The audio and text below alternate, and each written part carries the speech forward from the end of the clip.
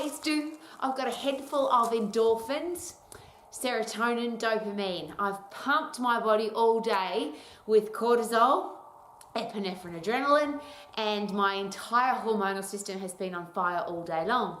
I have invested a very special amount of time doing interval training, getting really puffed, getting my breath back, getting really puffed, getting my breath back. And technically it's been an endurance event because I've been in the garden now for about 4 hours. So yes, I've been going the equivalent of a full marathon, but I've been doing that with getting puffed, getting my breath back, getting puffed, getting my breath back. Who cares, you say? Rowie, you've been in the garden, who cares? What I've also been doing though is I like to invest, people would call it meditation, but I always take my headspace through a process of why do we do what we do and how does it work? And particularly from the human body, and of course I'm an exercise professional, so that's really important for me to constantly be learning, studying, analysing, researching how the human body works. But one of the things I love to do, and here's a great tip, every time you exercise, every time you move, every time you do something, dance, lift, laugh, scratch your ear, lift a suitcase, pick up your child, pick up a cup of coffee, whatever it is that you do, if you're an exercise professional, because this is our expertise, do you analyse what's going on inside your body? Where's the energy coming from? What joints are being used? What muscles are being used? What hormones are going into place? What's happening inside my body? And that's something that I've been doing for a really long time. Really cool way to learn your anatomy and physiology, by the way. Very selfish and very personal, but of course it makes you understand much better what's going on because you actually can feel it. So this is a really interesting question I'm going to ask, and it may be very controversial, but I figure I'm an old lady, so what the heck, let's be controversial. I think, and I'll take a step back, I apologise and I'm embarrassed because I think as an exercise professional we have totally screwed up the way people exercise because we haven't learnt our anatomy and physiology and we haven't considered how the human body works. There's been so much information about exercise and training and reps and sets and times of the day and number of minutes and what are the best exercises that we haven't considered what's actually happening in each one of those areas. And maybe if you are an anatomist or a physiologist or an exercise physiologist, maybe you have done that. But I certainly came into the exercise profession as the person who listened to what everybody else said, believed them because they were an exercise physiologist or they were a professor of something, or they had 30 years experience or they had lots of clients and I was very impressed by them. So I believed them. I didn't learn my anatomy and physiology, and that means that I took on other people's opinions and regurgitated them as my opinion. How embarrassing and what a ridiculous thing for a human being to do if I'm going to call myself a professional. So there you go, I've given myself a really good beat up here.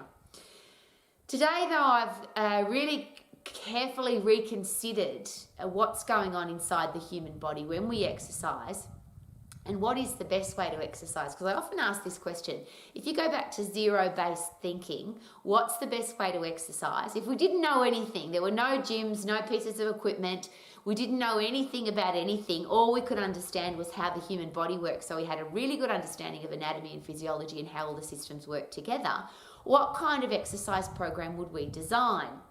And there's evolution has to come into play here because the human body, anatomically and physiologically, hasn't evolved from hunters and gatherers. And of course that means, as you know, that if a wild animal's chasing us or a wild tribe is chasing us, we have to get the hell out of there. That's what the hormonal system, the stress system is all about. Epinephrine, adrenaline, cortisol, catecholamines, increased blood pressure, increased blood sugar levels, increased blood fat levels, and we can sprint. Nobody's going to argue that because that's how that system works. It's called the fight and flight system for a reason. And that particular system is designed to save our life. I'm going to make that very clear because this is what's been going through my head today. That is designed to save our life. So if you have a look now at the ABC of anatomy and physiology, and if you look at the normal alphabet, learn the alphabet, then you learn how to put letters together to create words, then you create words to create paragraphs or sentences, and then paragraphs, and then chapters, and then maybe a book if you're going to write a book. But if we're going to learn something, should we learn the fundamentals first before we try and write the book? Should we learn the alphabet before we try and write English literature? What a great idea. So from an anatomical and physiological point of view, should we know the muscles and bones? Of course, we're exercise professionals. But should we know what, and I think more important than that, because you can Google muscles and bones, I think an understanding of applied anatomy and physiology is more important, which is how does the human body use energy or create energy, use energy to do the things that we want to do. And we are exercise professionals, so what is the best way to exercise to get the best result? And that's my question. If we went back to zero-based thinking, evolution, what's the best way to get the body, to save the body's life? What's the best way to save our life? And the fundamental alphabet is the energy timeline, the energy systems: phosphate, lactate, aerobic. And of course, as an exercise professional, you have to know those, at least to pass a test. At Max, I'd love you to know those and understand them and be able to explain them to a 5-year-old child, so that 5-year-old child can then explain it to their friend. Because this is the ABCs. We learn our ABCs at about 5, I think. So this is something we really need to understand. And the big thing that's hit me today really hard, and I've been uppercutting myself all day because I've really analysed exercise. Rowie, if we went back to zero-based thinking, there was no gyms, no programs, no history, no social media, no bodybuilding books, no nothing. There was just anatomy and physiology. What kind of exercise programs would we design for people? And I would love, please, for you to consider this. You're an exercise professional who knows those systems, even if you only learnt them to pass the test. I'm sure you know that the phosphate system is the first 10 seconds of 100% intense activity. Stored phosphates in the muscle get us the hell out of there because the wild animal's chasing us or the wild tribe is chasing us, and we have to save our life. It's the fight and flight stress system. 10 seconds, go. Hard and fast, 100%. And that first couple of seconds is the really important one. Once you get into the lactate system, you can go really hard from 10 seconds to 2 minutes. Once you start getting really, really hard, you actually have to start pacing yourself. If you have told somebody they have to sprint for 2 minutes versus sprint for 10 seconds, it's a completely different headspace. 2 minutes is a very long time to go really hard. And the reason it's a different headspace is if you've ever done it before, 2 things happen in the lactate system that we seem to forget as exercise professionals. Or maybe we haven't, we just don't understand it, because we often hear in classes or in the gym, feel the burn, feel the burn, feel the burn. Now, I'm not sure what you think that means, but the burn is lactic acid, which is the waste product in the lactate system. So when you work really, really hard, carbohydrates the energy source, glucose is the energy source, it comes directly out of the glycogen in your muscle, and if your muscle runs out, it pulls it down from the liver, and obviously glucose for your brain. So that whole system's working together. But if you're going from as hard as you can from 10 seconds to 2 minutes, the waste product is lactic acid, as you would know. Now, how does that feel, lactic acid? It burns. It's lactic acid pushing up against the nerve endings, and it causes pain. It's not exploding fat cells. It's not spot reduction. It's not, oh, look, I'm blowing fat off my ass or I'm blowing fat off my arm. If I do that for 2 minutes flat out, I will start to get a burn in my arm. It doesn't mean I'm burning fat off my arm, of course, and I'm not lifting anything, so I'm not getting any stronger. But I'm going to get this burning sensation. I'll also, if I'm not very fit and I'm not used to that feeling, because it's a chemical change in my body, I actually start to feel a bit sick. And some people will throw up in the lactate system. You'll often see that at the Olympic Games, because at the Olympic Games, any run past 100 metres in the sprint section, so the 200, the 400, the 800, very tough races, because they're in the lactate system. So those athletes have to build up a resistance to lactic acid. But often you'll see people vomit at the end of a lactate race, because the chemical change in their body from lactic acid doesn't feel good. So we feel sick, nauseous, want to be sick, and we get this burning sensation in our muscles. So my question is always, Why would I give that to somebody, particularly somebody who's really unfit and particularly somebody who hates exercise? Why would I give them an exercise that makes them feel sick or gives them a burning sensation in their muscles? Phosphate system, no waste product. 10 seconds, 100% go. Lactate, 10 seconds to 2 minutes. Waste product, lactic acid makes you feel sick. And unfortunately, burning sensation. I'm going to say that again, burning sensation. You might like it, but most people don't. It hurts. Once we get into the aerobic system, so now we can go from 2 minutes to forever, because most people throughout the day, we're in our aerobic system. We're breathing in oxygen, we breathe out carbon dioxide, we're burning a combination of fat and carbohydrate, a small amount of protein, and we can keep going for a really long time. So let's analyze all of that from an exercise perspective. The general population, and it doesn't matter what country you live in, because this has come from the World Health Organization statistics, 50% of people are actively seeking not to exercise. Half of the people in the world don't want to exercise, and they're actively seeking not to. They don't want to hear about it. They don't want to exercise. The next 40% of people intermittently exercise, and that's not because they do it hard. They just every so often. They might be a member at the gym. They might play sport occasionally. They might go for a run every so often. But they're not doing anything that's giving them a exercise benefit for the rest of their lives. So 50% hate it. 40% I'll do it if I have to, but I really hate it. And it's not something I love to do, but I don't want to get fat, or I don't want to not fit into my clothes, or I suppose I should to be healthy. That's not motivated to do it. It's just do it sometimes. And then there's a 10% group that know that they have to and do it most of the time. But if you compare that to how the world's doing physiologically, are we healthy? Are we fit? Are we strong? Do we have coronary heart disease, type 2 diabetes, osteoporosis, depression, all the horrible diseases? The answer is we're really screwed up.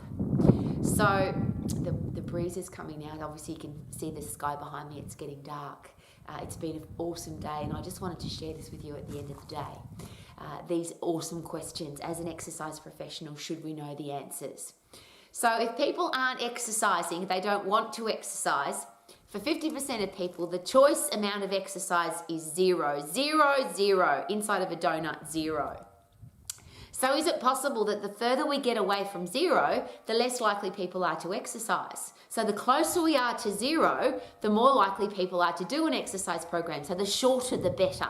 That would just sound logical, doesn't it? But physiological. Save our lives. Save our lives is 10% phosphate.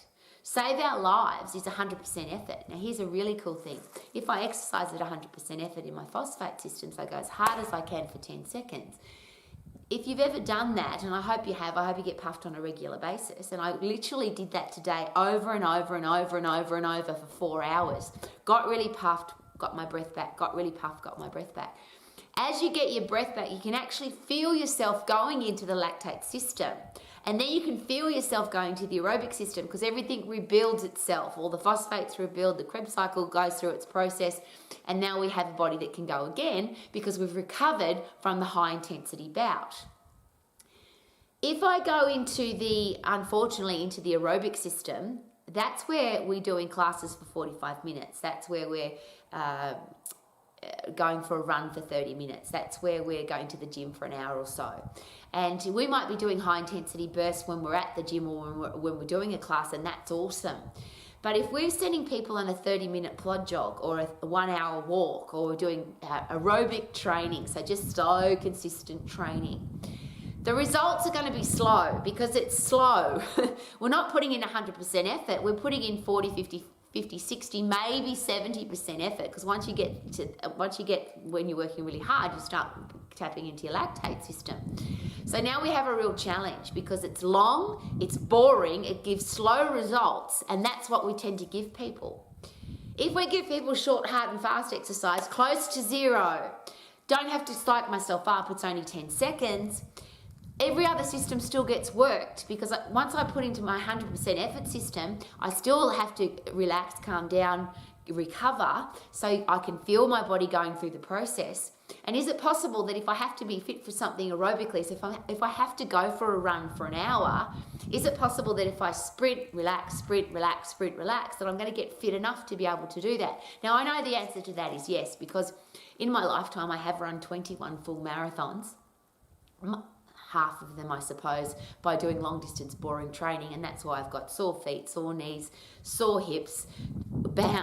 It's a functional exercise. Running's a great exercise, but if you bang your feet against the ground millions of times over and over, you're going to get some kind of overuse injury. I asked myself that question when I was running marathon, why am I doing long distance training? So I started doing interval sprint training, which means I sprinted, got my breath back, sprinted, got my breath back. And my last lot of marathons where I did my best times, I didn't do any long distance training at all. The longest training I did was 20 minutes, sprint, get my breath back, sprint, get my breath back. Much easier to train for a marathon that way. Marathon training takes a lot of time if you do it the old, boring, long, traditional way. So here's my question.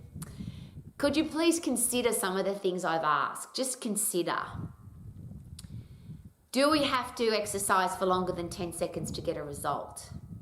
Even if you love to exercise for an hour, could it be more effective like I have today? So today I've raked, got my breath back, literally picked weeds and gravel and dirt out of the ground, got really puffed, got my breath back, pushed the wheelbarrow as hard and fast as I could full of rocks for 10 seconds, stopped, got my breath back. So I did interval training all day. So technically I've been endurance training, but I've really put some stress through my body physically. Awesome. And look what happens. Because when you use that stress system, epinephrine, adrenaline, cortisol, catecholamine system, then you promote the brain energizing drugs, I like to call them, happy drugs. So now I've got a brain full of dopamine, reward drugs, serotonin, satisfaction drug, endorphins. I've got a broken body, but because my brain's full of endorphins and it's been pumping them through my body, I don't hurt. Isn't that awesome? The human body provides you with pain-killing drugs so that you can exercise really hard. None of that works well in the aerobic system. All of that works incredibly well in the phosphate system. Sprint, get your breath back, sprint, get your breath back. So to consider, if we want most of the people in the world who don't exercise to even consider exercise, if we tell them they have to exercise for 45 minutes or an hour, or even 30 minutes or even 20 minutes, it seems like a really long time. And it is. When you look at physiology, that system is aerobic, and aerobic training is slow and boring and gives us slow results. You will burn fat, but very, very slowly. Most people want results now. And the beautiful thing with sprint training in that phosphate system is that not only do you get results really quickly because you're exercising at 100% effort, you change your respiratory quotient. It's getting cold out here now, so I'm finding it hard to talk. Your respiratory quotient changes from being a sugar burner to a fat burner when you're resting, and that's the important thing, that you burn carbohydrate, sugar when you're exercising. Yes, I never want to burn fat when I'm exercising because I want to be working so hard that I'm not tapping into the aerobic system. And the energy source for the aerobic system is carbohydrate and fat, about 50-50. I don't want to work there. I want to work at 100% carbohydrate so that when I'm resting, I burn predominantly, my respiratory quotient loves to burn fat because it needs to save and conserve my 1/2 kilo of carbohydrate because that's the only carbohydrate we can store. A tiny amount, 1/2 kilo. It's a tiny, tiny amount. If you burn it up, you have to replace it. And that's the other exciting thing, because I love bread and potatoes and chips and lollies and chocolates. And I love, and I'll rephrase that, and fruit and vegetables and cereal and bread, and all of that is all carbohydrate. I love eating all of those things. And because I've got a body that's a fast carbohydrate burning machine when I exercise, a fast fat burning machine when I'm resting, I can eat what I want, burn it up. I'm really fit, I'm really strong. Now that's me. It's not my personal opinion though. That is anatomy and physiology. So what if the exercise programs we gave people were short, sharp and fast? What if somebody did 10 seconds of sprinting in the morning and 10 seconds of sprinting in the lunchtime and 10 seconds of sprinting in the evening, and as they got fitter they put a few more of those in their day? And if they get stronger, then they can sprint harder. Strength training program, you want to be in the phosphate system, because if you're lifting weights in the aerobic system, it's obviously too light. If you're lifting weights in the lactate system, it's obviously going to give you a burning sensation. So why not lift in the phosphate system? The important reason for lifting in the phosphate system too, by the way, is fast twitch muscle fibers. Those fast twitch muscle fibers, if you don't use them, you lose them. I'm the opposite. I don't want to lose them, so I use them. I want to be sprinting and lifting as heavy as I possibly can so that those fast twitch muscle fibers are constantly being used. The next part of that too, though, is that produces adrenaline, epinephrine, cortisol. That only happens when you work really hard, and they are the neurotransmitters that keep you young and strong for long. They produce testosterone, human growth hormone, so that you have strong muscles and bones. This is a beautiful big picture, as simple as this. Get puffed, get your breath back. Lift heavy, let your muscles recover. That means you'll get fit and you'll get strong. I'm going to say that again. Get puffed, get your breath back, you'll get fit. Isn't that exciting? Lift really heavy, let your muscles recover. Lift again. You'll know when to train again because you'll be able to lift heavier.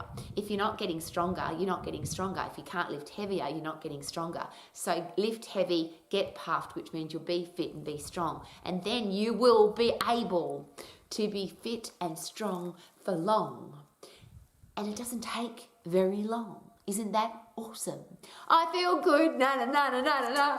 I knew that I would now, na na na na na na, because I exercise very, very hard. Woohoo! Don't you love the end of the day? Have a look at the end of that day.